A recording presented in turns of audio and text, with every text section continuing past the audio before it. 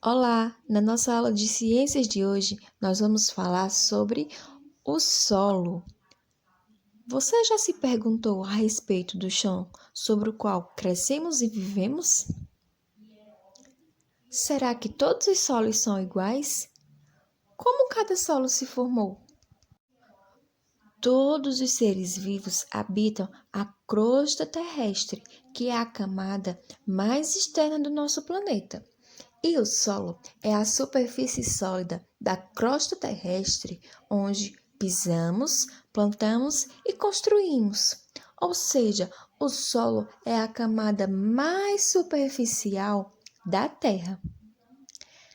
As rochas da crosta terrestre, pouco a pouco, foram sofrendo transformações devido à ação do vento, à temperatura, os seres vivos e as águas. E então, com o passar do tempo, as rochas foram quebradas em pedaços cada vez menores. E aí, elas foram se juntando aos restos de animais e vegetais mortos, formando assim o solo que nós conhecemos hoje. E é do solo que nós retiramos grande parte do nosso alimento e construímos nossas casas. Por isso é que nós devemos cuidar bem do solo. Mas o que temos abaixo do solo?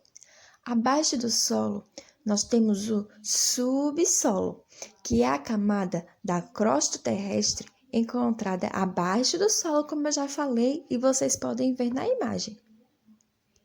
E no subsolo existem muitos minerais, como o ouro, a prata e também dois combustíveis essenciais, o petróleo e o carvão mineral. O petróleo é muito importante, pois através dele é feita a gasolina para os nossos carros. O que constitui o solo? Os solos são formados por material mineral, areia, argila, que são fragmentos de rochas, e por material orgânico, que são restos de animais e vegetais. Nós temos então o solo permeável, que é um solo arenoso. Ele possui uma quantidade maior de areia e possui poros, que são pequenos buraquinhos que facilitam a passagem de água. E por causa da permeabilidade, que é a facilidade para a entrada da água, por causa dela, o solo arenoso não acumula muita água e ele precisa ser irrigado, ou seja, precisa que a água de um poço ou de um rio seja levada até ele. Já o solo impermeável é um solo argiloso, ou seja, é feito de barro, e ele tem partículas menores, que dificulta assim a passagem de água. E o solo argiloso, ele forma terrenos úmidos e às vezes o excesso de água, ele precisa ser drenado, precisa ser retirado. E isso pode ser feito através de valas, que são grandes aberturas na terra, ou se colocando tubos, canos, para que a água possa se escoar.